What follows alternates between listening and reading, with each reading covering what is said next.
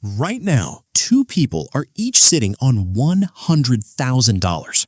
One of them is about to put it into the stock market. The other is about to use it as a down payment on a rental property. 20 years from now, one of them will be significantly wealthier than the other. But here is the part that surprises people. The answer is not the same for every person. It depends on variables that almost nobody talks about when they argue about real estate versus stocks online. Most of that debate is noise. People defending whichever choice they made. People promoting whatever product they are selling. People using cherry-picked time periods to make their preferred asset class look unbeatable. I am going to cut through all of that and show you the actual mathematics of both assets, the real returns, the real costs, the real risks, and the real scenarios where each one wins. Because both real estate and stocks can build serious wealth, but they do it differently for different types of people under different conditions. And confusing which one fits your situation is one of the most expensive mistakes you can make. The stock market.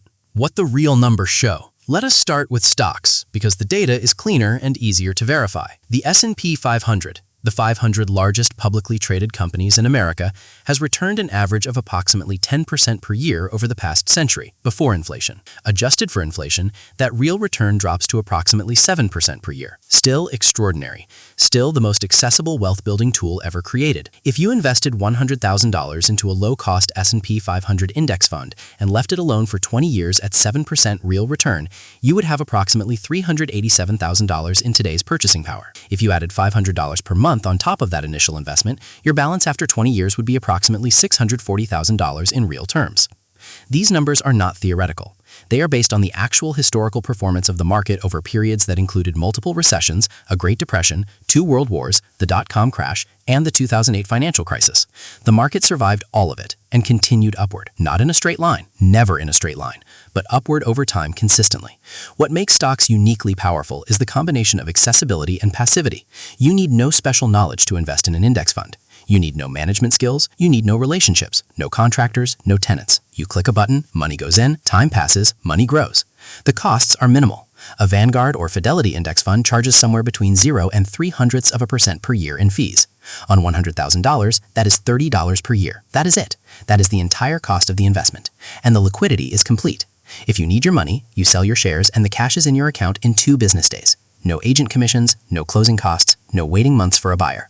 The real estate reality. What most people get wrong. Now, let us talk about real estate. And I want to start by separating two very different things that most people conflate: your primary residence and an investment property. They are not the same decision, and they should not be evaluated the same way. Your primary home is not primarily an investment. It is housing. You need somewhere to live regardless. The question of owning versus renting your primary home is a separate calculation we will not cover today. What we are talking about today is investment real estate. Properties you buy specifically to generate a return. Rental properties, multifamily units, the real estate that competes directly with stocks as a wealth-building vehicle. The average annual appreciation of residential real estate in the United States, adjusted for inflation, is approximately 1 to 2% per year, not 10%. Not 7%, 1 to 2%. Wait, you have seen people make enormous returns in real estate. You know people who bought a house in a hot market and doubled their money. How does that square with 1 to 2%? It squares because of leverage, and leverage is the single most important variable in the entire real estate versus stocks debate. When you buy a $300,000 rental property, you do not put $300,000 down. You put $60,000 down, 20%, and you borrow $240,000 from a bank. Now, if that property appreciates by just 3% in year 1, it gained $9,000 in value. You invested $60,000. The cash flow equation nobody shows you. Here is where the real estate analysis gets more complicated, because the return on a rental property is not just appreciation. It is cash flow. Cash flow is the rent you collect minus every expense associated with the property: mortgage payment, property taxes, insurance, maintenance, vacancy periods when the property sits empty, property management fees if you use a manager, all of it subtracted from the rent. Most beginner real estate investors dramatically overestimate their cash flow because they underestimate the expenses. They look at the rent, subtract the mortgage, and call the difference profit. That is not how it works. A realistic expense estimate for a rental property is 40 to 50% of gross rent. This is called the 50% rule. If you collect $2,000 per month in rent, expect approximately $1,000 per month in combined expenses, excluding the mortgage. In many markets right now, buying a rental property at current prices and interest rates produces essentially zero or even negative cash flow in the early years. The numbers simply do not work at current valuations. This does not mean real estate is a bad investment. It means the return profile has shifted. You are now betting primarily on appreciation and equity paydown rather than current income. In markets where cash flow is zero, your real estate investment is essentially a leveraged bet on price appreciation, plus the forced savings of your tenants paying down your mortgage over time. That forced savings component is genuinely powerful. The hidden costs of real estate nobody advertises. Now, let me show you the costs that almost nobody includes in the real estate return calculation, because when you include them honestly, the numbers look very different from the social media highlight reel. Acquisition costs. Buying a property typically costs 3 to 5% of the purchase price in closing costs. On a $300,000 property, that is $9,000 to $15,000 that is gone the moment you close, before you have collected a single dollar in rent. Vacancy. The average rental property is vacant approximately 5 to 8% of the year. That is 3 to 5 weeks of zero income annually. You budget for it, or it destroys your cash flow projections. Maintenance and repairs. The standard rule is to budget 1 to 2% of the property value per year for maintenance. On a $300,000 property, that is $3,000 to $6,000 per year. Some years it is nothing. Other years it is a new roof. Capital expenses. Every 10 to 15 years, major systems fail. Water heater, HVAC, roof, windows. These are not maintenance. These are capital expenses that can run $5,000 to $15,000 each. You either budget for them in advance, or you get destroyed by them. Property management. If you hire a manager to handle the day-to-day operations, which you need if you want this to be truly passive, they typically charge 8 to 12% of gross monthly rent. On $2,000 per month, that is $160 to $240 every month, every year, forever. And then there are the disaster scenarios. A tenant who stops paying rent and takes 4 months to evict. A property that sits vacant for 3 months because the market softened. A lawsuit from a tenant who tripped on your stairs. These scenarios happen. They are not rare. They are part of the actual experience of being a landlord. The real return comparison, apples to apples. Now, let me build an honest side-by-side comparison using realistic numbers. Scenario 1, you have $100,000. You invest it in an S&P 500 index fund. You add nothing more. Over 20 years at 7% real return, you end up with approximately $387,000. You spent approximately $600 total in fees over 20 years. You spent 0 hours managing the investment. Scenario 2, you have $100,000. You use $60,000 as a down payment on a $300,000 rental property. You keep $40,000 in reserve for repairs, vacancy, and expenses. The property appreciates at 3% annually, above the historical inflation-adjusted average, but below the stock market average. After 20 years, the property is worth approximately $540,000. You have also paid down a significant portion of the mortgage. After 20 years of payments at a 6% interest rate, your loan balance has dropped from $240,000 to approximately $160,000. Your equity is now approximately $380,000. $380,000, approximately equal to the stock market scenario. But you spent 20 years managing a property. You dealt with tenants, repairs, vacancies, and unexpected costs.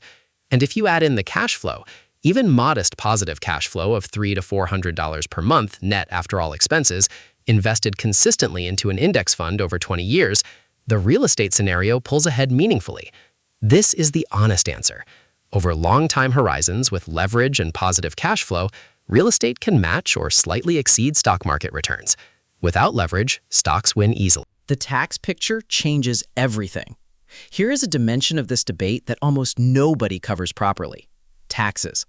And the tax treatment of these two assets is dramatically different in ways that can shift the outcome significantly.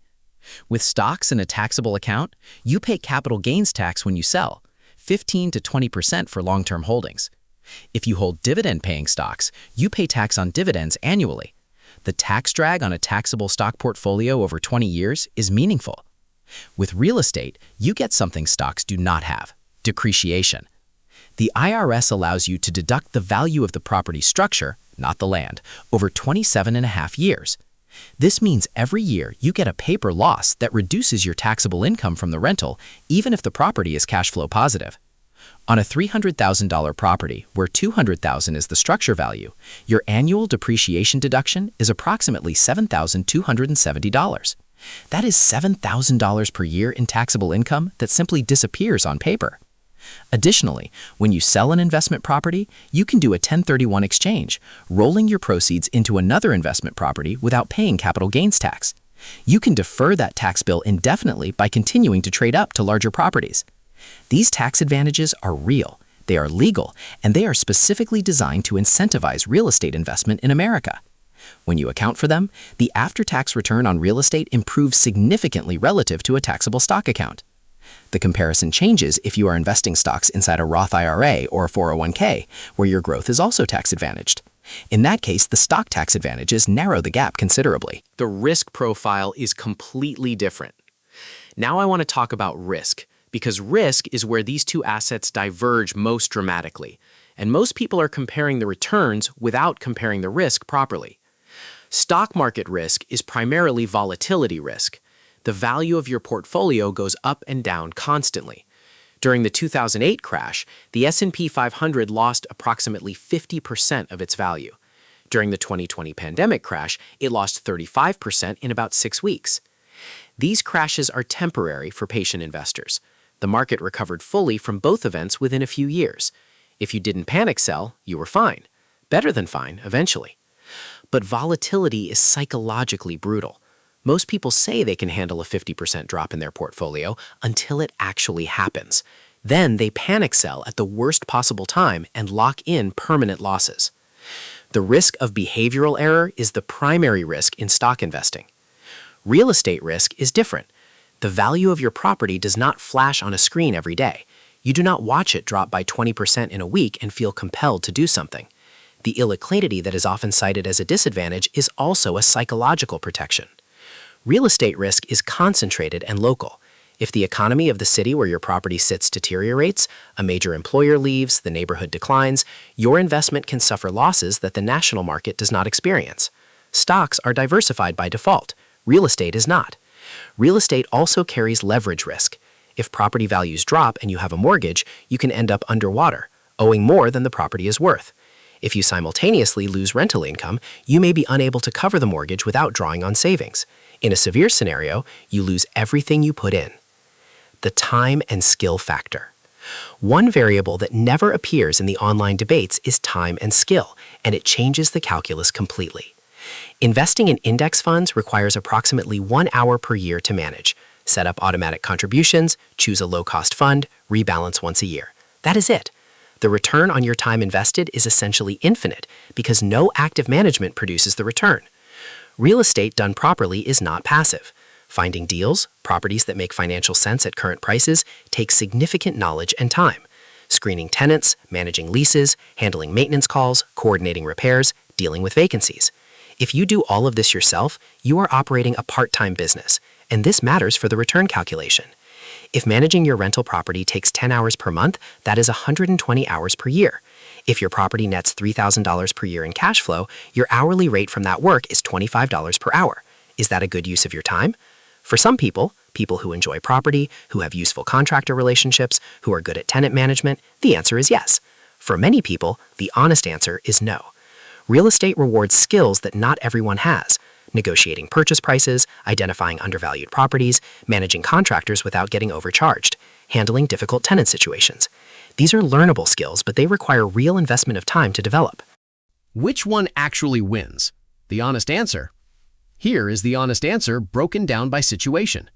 If you have no interest in being a landlord, no appetite for the complexity and time commitment of managing properties, and you want a truly passive investment, stocks win. Not even close. The return per hour of effort invested is dramatically higher. If you have access to markets where properties can still be acquired at reasonable valuations that produce positive cash flow, if you have or are willing to develop the skills required, and if you have the financial reserves to handle the inevitable unexpected costs, real estate is a serious wealth-building vehicle that can produce tax-advantaged returns that compete with or exceed the stock market. If you are in your 20s with limited capital, stocks are almost certainly the right starting point. The minimum investment is lower, the learning curve is minimal, and the compounding period is longer. If you are in your 30s or 40s with established income, real estate leverage becomes more powerful because you have the financial stability to absorb the risks and the income to qualify for favorable mortgage rates. The most financially successful people in America typically hold both. They build their stock portfolio consistently through index funds and retirement accounts, and they acquire investment real estate as their income and expertise grow. The two assets complement each other. Stocks provide liquidity. Real estate provides leverage and tax advantages.